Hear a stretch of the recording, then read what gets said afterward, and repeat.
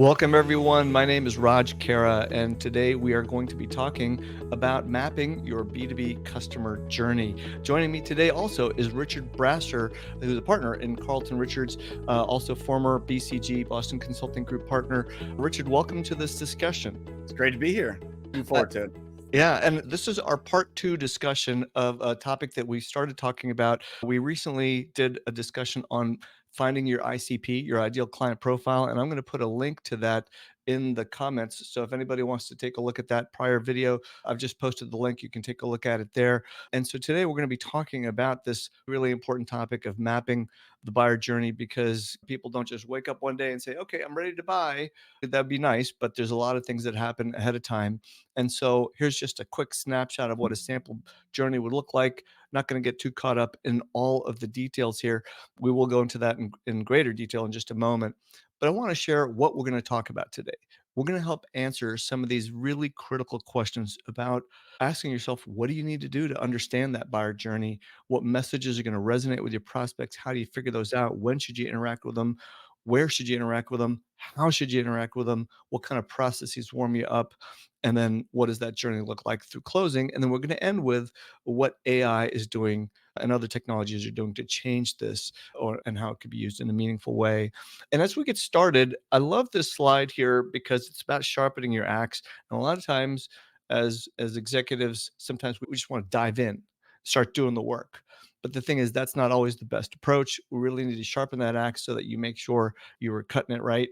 And so that's what we're going to go into, a very simplified view of what a buyer journey could look like. And there's a lot of parts missing to this, but people will then, once they start becoming aware of your solution and start to trust you, they can go and eventually purchase. So Richard, big question to you. What are the questions that a business owner or an executive, someone in leadership, what questions do you need to ask yourself to really understand your prospect's buyer journey? Yeah, I think so. First of all, I think this is really an important topic because last time we touched on ideal customer profile, and obviously it's super important to be selling to the customers that have the highest likelihood of getting value from your solution. But Mhm. then the next question is, how do those customers buy from you? And in the years, a long time ago, the companies got to decide, how do you purchase their products? And they designed the buyer's journey.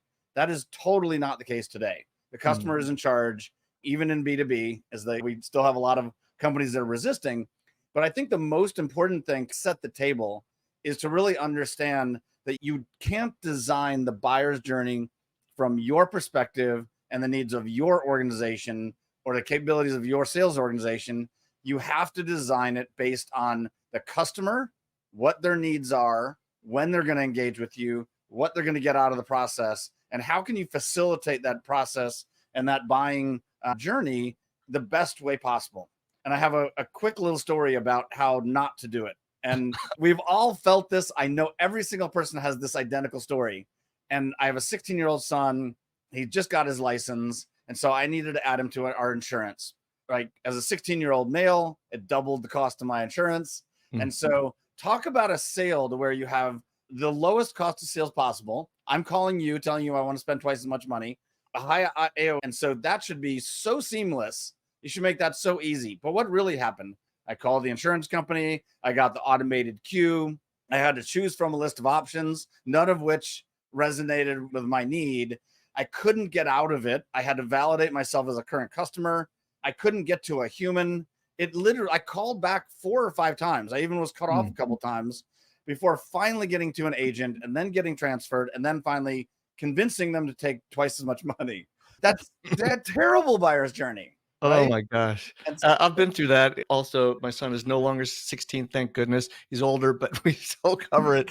And my gosh, that is such a painful journey just to give a company who you're already doing business with more money.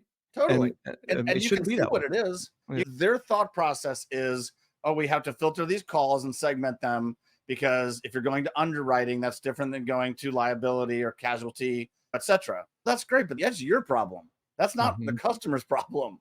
Uh, So the first thing you're going to look at in the buyer's journey is, what are the needs of the customer and how can you add value? If Mhm. you remember 10 years ago, a lot of people that were speaking at conferences started talking about the X percentage of the buyer's journey is completed before they talk to a salesperson. That's true. There people are researching, they're moving themselves way down that journey than where they used to. And so what is the role of a salesperson? The job of a salesperson is to inform, because the other stat that they never talked about was that most of the time, about 70% of the time, the person's conclusion prior to talking to a salesperson about what they should purchase is wrong. And so the salesperson helps find the solution that fits them the best, is going to deliver the most value. And then they're supposed to facilitate the purchase, right? All along, make it easier, faster, have access to more information, and get the most value out of it. And so you have to think that through. And that's the perspective by which you design your customer journey. And one other thing before we get deep into it, because I know everybody wants to get into the details, I have seen customer journey. I have seen a customer journey map done by the geniuses at BCG that is so brilliant and so detailed, and both parts of the spectrum. What does the company do? What does the buyer do? And the intersection and every single step, all the way to the other side, which is, it was like your slide. Oh, you got to attract them. You got to engage them. They got to go through a decision process, and then they purchase. That is a huge spectrum. And so it's like, where do most companies need to be on that spectrum? I think oversimplified is ridiculous. There's no lever or action you can take based on, oh, a customer is in consideration. To me, that doesn't mean anything. Yeah. So if you get more detailed and you say, where are customers going to enter our orbit and what are they looking for? They're going to do the research that's out there. Our marketing team has put it out there. The web has made it available. And they're going to have a question about whatever it might be. Which level of product do they need? That's the first question they're going to have. What's the next question? So as you're engaging them, you're meeting them with the solution that's solving their problem. Yeah. And then the other part is, because you have taken a lot of people through this journey, they've only been through it once with you. The next questions that they should ask. And so you can say, Raj, I know you're looking for a new air conditioner for your office. You're trying to figure out what size. What you really should be thinking about next is power consumption. I'm making this up. I don't sell, Yeah. And I know what you mean, because Yeah. like when you think about it, you really need to anticipate it. And so going back to this very rudimentary way of looking at a buyer journey, people either they want to get informed before they make some sort of decision. And so you have to be thinking about, what kind of content are you sharing? Is it only designed for people at the bottom end of the funnel, just when they're ready to buy? Or is it something that someone who is floating around in space that you can actually use to create that gravitational pull toward your planet that you want them to land on and get them into your orbit? And I know that's one of the biggest challenges, is that I was talking to a very large antivirus company to do a webinar with them years ago. And they said, oh, yeah, we've got lots of very educational content. It was all sales material. And Yeah. it was educational for people, for them to say, here, you will get educated about our sales products, our Right. products. And that wasn't educational. That was just, boy, you're just like, only if I'm like already in your orbit ready to buy. But a lot of people aren't. And to your point about the journey being so wide ranging, one of the best things, one of the best tips, and let me just drill this point home to anybody listening, every quarter at the minimum, maybe in every month, pretend you're a customer, pretend you're a prospect, and go through the process. Pick up the phone and Yeah. just see what kind of voicemail hell you're putting your customers through. Or maybe you've got a great process and you should pat yourself on the back because you've got such a smooth way of having people reach you. But fill out a form on your website. Just these basic things, as the leader in charge of this initiative to get more business, you've got to just really see how people are engaging with you. I think a lot of people just forget that. I think that's so important, and it's a great actionable tip, right? Yeah. Which is, I've worked with fast-growing companies, entrepreneurial companies, private equity-backed companies, and it's amazing. You can interact with them, you can talk to the entire executive and team, the advisory group, the board members, and literally, like this happened not too long ago, that I decided to be a customer, do exactly what you said, and it was such a different experience from what I thought it was. Yeah. I thought we'd worked out all kinds of things, and you come to find out nobody else had gone through and been a buyer. Yeah. Right? Nobody had experienced it at the company or on the board or an advisory board or even a consultant. So I think that's Yeah. really important. It's such an easy thing to do. Let's move on to figuring out Yeah. like messaging, right? Because as I'd mentioned, this one large company thought they were messaging education material, but they really weren't. They were just Right. educating people. So how do you figure messages are going to resonate with your buyer so that you actually start attracting the right people to you? That's exactly right. And when you say when somebody says, hey, what's the customer journey? I Mhm. would typically say, which customer? Yeah. You should have a different journey and which tracks to different content based on what product, what segment, maybe what region. How somebody in Germany is going to buy is going to be very different than somebody from England. And Mhm. so you do want to take that ICP a little bit further and say, okay, do people buy our SaaS product very differently than they buy our on-prem product for Mhm. software? Okay, Yeah. sure, absolutely. And so be specific about the buyer and then figure out when and where. Perfect, you read my mind. Yeah, that's where we're at. When and when should you interact? Because an outbound call to somebody who's not ready is an interruption. It's Yeah. not a good way to interact with them. And you obviously haven't thought through the customer journey. So where if they've expressed a need, I heard one recently, which was really interesting. They had found a way that in certain public reports, I won't go into too many details to spill their beans, but they'd found with certain public reports, if your company had admitted to having a bit of a challenge in that area, then their product was a perfect fit. And so they literally used that as a signal to then go back to the company and say, I've noticed from your public filing that you're having this problem, and I'd love to show how we can help solve that. Okay, that's not the most sophisticated approach, but it's meeting them when there's a need and it's meeting them with something that drives value. Just those two Richard, yeah. questions, so important. That you touched on something, if I'm reading between the lines, and that's lead scoring. Yep. Because you basically defined a way to understand when you need to take really quick action versus, oh, they just downloaded this thing that you've got on your website. What are Yep. some of the other signals that you would recommend people think through as they identify ways to score their leads so that they know who they should go up, who should go really fast up to the top versus someone who just maybe still needs a bit more nurturing? Yeah, it's really interesting because I think, and we'll talk about it at the end, the world of technology, it's opened up the possibilities to be much more sophisticated. So when we Mhm. think about our ICP, it used to be limited by what kind of what quote firmographics or psychographics were available. You're a Yeah. company of 3,000 employees, you're growing at 20%, you're in industrial supplies, blah, blah, blah. Now we can get much more specific saying if two companies look alike in firmographics, they not are not always alike in how they act, how they buy, what they want, how they make decisions. And so we can start to add into our ICP what kinds of companies we want to attract, how do they purchase, what are some unique elements. We used to even have disqualifiers. So we knew that if in our old business, if a CTO or if a head of IT got involved, that deal was going to get slowed down by 2 or 3x.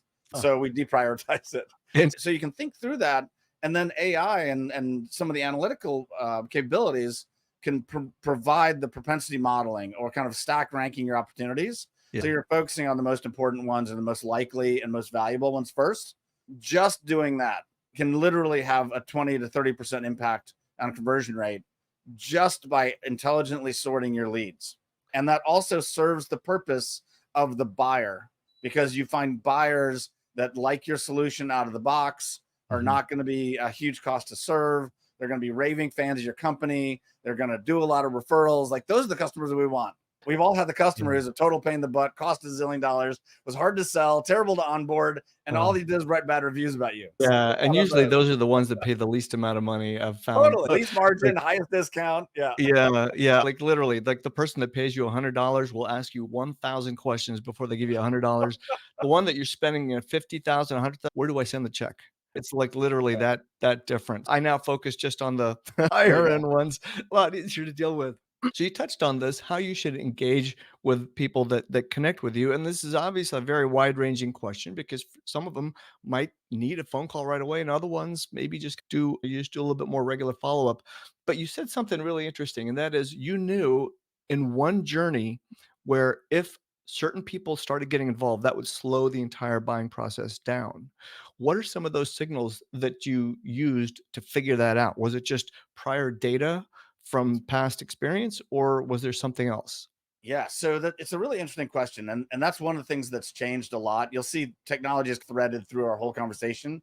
It used to be that really all we had access to was historical data from the company, and so it was the experience of the sales rep, sales leadership, executives that had done a bunch of cycles, and every time IT got involved, they're like, "Oh my god, the Mm, questions they're asking and things like that." What's Yeah. interesting about the world now is that we have the opportunity to access a much broader database. And let me be very specific. There's AI technology that if I'm selling to Raj, that this technology knows how you have bought in the past, bought other products, other pieces of software, other consulting services, and it knows so much about you. It literally can tell me the true odds and the likelihood of you purchasing at any moment and give you a forecast every day automatically. Like, that's crazy. And so it can do two things. It can help you hone in on what are those best customers and predict the ones that are going to have the highest LTV, but then also help guide your process to serve them. And so if you have an opportunity, we've all seen things in the CRM. It's a deal, it's worth $2 million. It's been there for 400 days. You're like, okay, no person is going to spend $2 million after, Yeah. and your last contact was 60 days ago. Just, that's not what a Yeah. deal looks like that Right. closes. Yeah. So getting those out, and that tracks to your question, which is how do you engage? And it has to be multimodal, to use a buzzword, but it has to be omni-channel to where you give the customer lots of opportunities. Remember, your goal is to be there as a facilitator and as a service and as a value provider, not as a manipulator, somebody who's going to capture somebody or kidnap them and make them buy. And so being able to say, there's lots of ways to get in touch with me. I have posts you can engage on Twitter. I have YouTube videos that are true learning content, not sales content. I'm posting a blog talking about certain topics. There's many different ways. I'm going to send you an email. I may, if I feel like I have the right, reach out. But And yeah, you're yeah. exactly right. And Yeah, and that has changed so much in the yep, last 10 years. And so I wanted to just take a couple of minutes and describe what the journey used to look like and why you have to right. really rethink your entire journey, even if you've got it mapped from the past. Because 10 years ago, how did we find friend, somebody told you, an advisor told you, maybe you saw a Gartner report, a Forrester report, you looked at the Magic Quadrant or something like that, Google events, sales calls. It is so different today. It is so different today because now there are so many ways that people interact. In fact, people for even high ticket items don't even want to talk to a sales rep sometimes. They just want to see your $10,000 a month pricing online and then just start in having that discussion or something. So there's Yep. so many other ways. And the ones that I know seem to be working pretty well for B2B, and we're talking big ticket items, are frankly YouTube, podcasts, and LinkedIn. Those seem to be really good. I wouldn't discard some of the other ones like Reddit, Discord. People are having these discussions online. But to your point, you have to be where people are, where they're having these discussions, because they're not talking to you. They're talking to other people to figure out how they solve their problems. And then that may bring them into the orbit. And so what's happening is a lot of people are still stuck on the old way of getting business, and that just doesn't fly anymore. So Yeah. what are some of the processes that help a prospect start to warm up to you? We talked about some of the ways to reach them. Are there some other things that companies can do in their buyer journey? Yeah. And I think if I can point out one thing that you're overlaying this on, which is at what stage is what communication the best tactic, right? Yeah, yeah, And that's so a good point. Yeah, if you think yeah, about what you're doing at an earlier stage, your marketing team is using content marketing that is literally designed to help educate a potential customer, solve problems, help thought leadership, help with unique perspectives. And so mhm, that's where you're entering the relationship. It's funny because we have so many more channels, so many more pieces of technology to communicate with people, but the absolute golden rule still applies, and that's people buy from people. yeah, Now, B2C, it's a little different. You can buy airline tickets on an app, but in B2B, where there's some trust and some relationship involved, you're going to buy from people. And so your first thing you need to be introduced to is how is this person as an organization, what is their personality and how are they going to deliver value? When you get to something like LinkedIn, there's a perfect opportunity for people to use it poorly, which is yeah, I'll get a connection request yeah. and I'll look at the person and I'll say, okay, seems like they're doing something pretty interesting. They're in business development. That's my world. So I'll connect. And then a millisecond later, there's an automated message in my LinkedIn box. And I'm like, I know.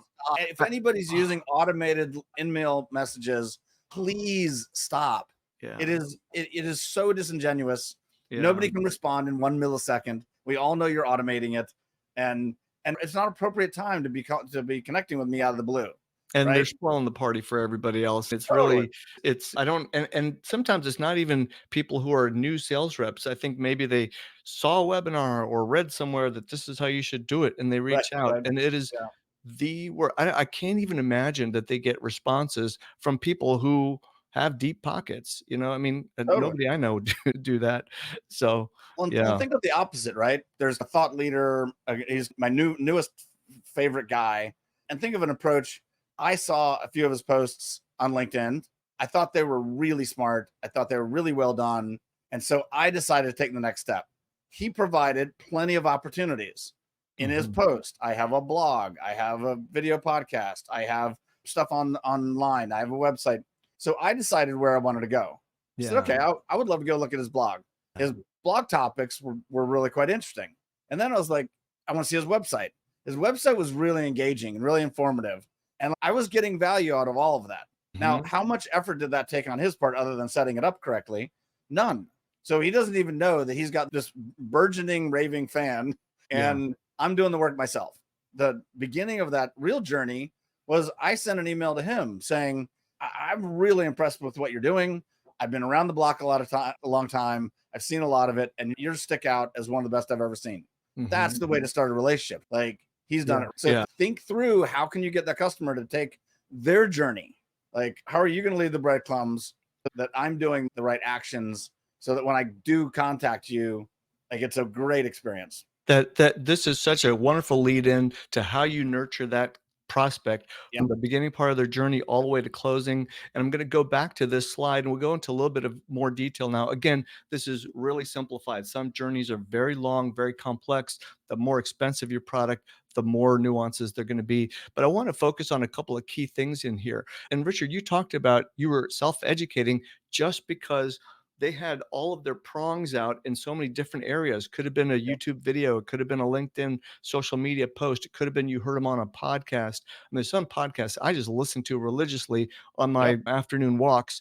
And This being people, one of them. this is one of them. And it's interesting you say that because I cannot tell you how many times I will get contacted from people saying, I've been watching you, I've been listening to your stuff, I've been reading your things, I'm ready to sign up. And it Yeah. happens all the time.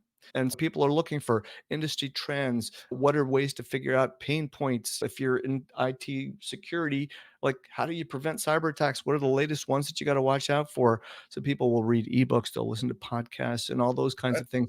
They will eventually get to the point where they want to look at your case studies, your use cases, and now you got them really close to that bottom of the funnel and you make the purchase. The Right. really key thing about this slide is that there's just a small dollar sign when you make the initial purchase. And that's because the journey doesn't end when they buy. For sure. Just like Richard needed to get extra insurance when his kid turned 16, yeah, he was already a customer. He just Yep. he was gonna be an expanded customer. And so the way you walk them through that path to the additional expanded revenue is also really important. What are some of the Yeah. key things that people miss along that second part of the journey? You've made the purchase, how do I expand the account? Think so. You pointed out something I think that's critical, and I think a mistake a lot of times, and it comes a little bit because of the DNA of a lot of salespeople, is that they see the closing as an event. They Mhm. see that as there's the finish line, Yeah, when it's not the finish line. It's the beginning of your relationship with a yeah, client, and a yeah, lot of times, how the process to become a client, I don't call it closing or winning, the process to become a client, that very much will predict that relationship, how that relationship is going to go with that client for a long time. And so one of the things that we pioneered, that I noticed, my background in psychology, I like paying attention to people, and I'd look at our customer journey, if you like to say it, where there was excitement and they understood the value and all these positives. And then we're going towards making a decision and writing a check. yeah, And there's a natural human, a kind of instinct to worry about what's on the other side of you spending money. And so we understood that the fear of what happens after you purchase was actually a barrier to signing a deal. So we created a process that would start long before closing, but we'd introduced it about, I don't know, a little while before they were going to have kind of contract negotiations. And we called it success after yes. And so it took them through, here's what happens after you say yes to signing a deal with us, and we become a client partner, or you become a client partner. And it Mhm. outlined everything that's going to happen, who's going to be involved, how it's going to go, who's going to be trained, where it's, and setting that and paving that road for what happens after you commit. It took away all the fear. It was now a pull, right? It created excitement, Mhm. but it also Yeah. teed up customer success for how they were going to interact with this client. And yes, we care about account penetration and we care about retention in a huge way, because those are the biggest predictors of how much kind of LTV, lifetime value of that customer, is going to be. And Mhm. so if we do that right, and we have our roles and responsibilities that are understood, we know how we're going to help that customer grow, use our tool, use more licenses, use more capabilities, how we're going to get it into other parts of the organization. Maybe one business unit bought and there's an opportunity at other ones. How we're going to manage the stakeholders, how we're going to show them the value they're getting from it. So the QBR, the quarterly business reviews, all of those Mhm. things, if you have thought through that customer journey and you didn't just let them come through the finish line and you're like, yes, it's a win. And then where'd Yeah. everybody go? Yeah. Oh my gosh, and isn't that the most horrifying experience you can actually give to somebody? That is that, and after all these promises of, "We're gonna do all this great stuff," and then Yeah. the whole onboarding is terrible.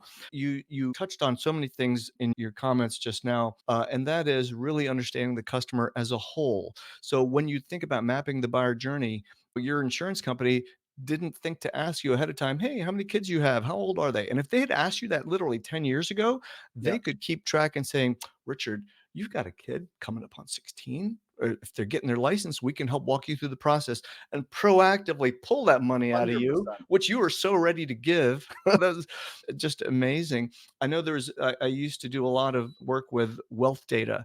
And so I remember one of the things we used to teach some of our like top 10 banks in the United States were our customers. And I used to go in and tell them, look, if you know that one of your wealth management clients has kids that are under 18, the moment they turn 18, you're probably going to want to give them your client's going to want to get them a credit card. Building credit is so difficult. You already have something called a secured MasterCard, where it's almost like a debit card, but it works like a credit card. And I guarantee you that your wealthy clients are going to be more than happy to put down $2,000, $3,000 into that account just to help build their kids' credit. So just send them a note when their kid turns 18. Yep. And it was like, wow, Yeah. a simple way to increase assets under management. And there's a big movement where I think people in the next generation are not using their parents' wealth manager. So this is a way to build that relationship. And it's such a simple thing, but you have to look at your clients as a whole and what journey are they on, that's just not focused on that tunnel vision. Very Sure. important. For sure. I So think there's one other thing that I would just add to that, yeah. especially like in the B2B world, is looking at the different buyer personas and really understanding if you have a software platform, let's just take that for an example. There are different people in the organization that are going to benefit in a different way. And they're like, if you had our old software product, if you had an economic buyer, they're going to be caring about how much productivity is going to be gained, how they're going to make more money, how is it going to increase sales. The CFO may care more about reliability of forecasting because they want to be accurate. Yes, sales is great and growth is great. They care about accuracy. There are operational people that if the product makes their day-to-day headaches go away, that's what they care about. They don't Mhm. get comped on sales growth. They don't care about Yeah. predictability of forecasting. Like they Yeah. want those nagging headaches to go away. Yeah. And so think through those, because we used to have a different approach depending on who was on the call to touch on different value that they would get out of it. Such So an important point. think about Yeah. who's in the buyer's journey, right? It's not just the buyer, like company XYZ. Yeah. It's humans that have roles and they're Yeah. trying to do the best they can at those roles. How do Yeah. you impact them positively? The worst thing you can do is just presume that what you think is their decision Yeah, criteria is their decision criteria, and some totally. people are not motivated by money, they're just motivated by, "I gotta get rid of this headache," and Yeah. so you're absolutely right, that's like a major touch point. A lot of times we pitch the stuff that we dreamt up and think is cool, not Yeah. even what the customer thinks Yeah. is going to be Yeah. good. Yeah. Let's bring this home with one really important question, and that's AI has changed the planet. And so in a much better way, hopefully, than COVID did, right? So Yeah. let's take a look at what we can do here. What are some of the ways that people can use AI and other technologies in a meaningful way to help either make that buyer journey faster or smoother? What are some of the things that you're seeing talking to clients? Yeah, this is an important question, and I'm going to use a qualifier that I use almost every time I talk about this now, which is I launched ChatGPT, and now the entire world is on a crazy sugar buzz about AI, but they Yeah. think ChatGPT is all of AI. That is a large language model. It's something you can ask a question to, and it'll give an answer based on the ingestion of the internet that it has done. Mhm. That is just one tiny part of AI. And so there's the most compelling and most valuable tools, in my opinion, are not ChatGPT like tools. So think of something that can help you really understand your ideal customer profile that leverages AI to find patterns and Yeah. leverages then your targeting to say, hey, a customer that looks like this, these are, they buy the fastest, they spend the most, they need the less support, blah, blah, blah, blah. It can also say, you should look over here in this pond because these people look a lot like these people. And so it can help guide your targeting and your customer segmentation. Then you move on to the next level. So we have a Carlton Richards. I'll do a little pitch. We have a new product called Sales Radar, Mhm. and it has several different AI tools built into it. And it's designed to do exactly this, right? Identify ICP, do propensity modeling, do segmentation. Then you look at a heat map based on your products and your regions, your segments, etc. Where are you making the most money? Which ones should you drop? Which ones should you focus on?